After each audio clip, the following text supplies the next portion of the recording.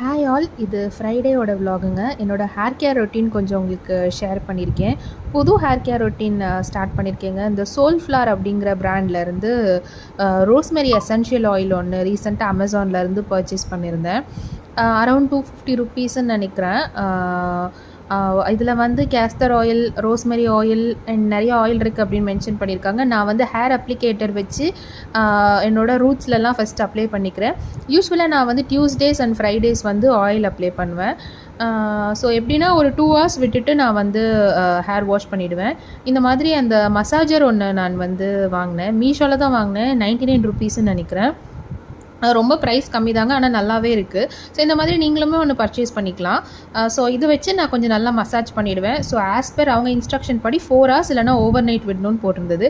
நான் வந்து இதுக்காக டைமரில் 4 hours வச்சுட்டு தான் வாஷ் பண்ண போகிறேன். இதோட எஃபெக்ட் எப்படி இருக்குது நான் கொஞ்ச நாள் யூஸ் பண்ணிவிட்டு உங்கள் கூட ஷேர் பண்ணிக்கிறேன்.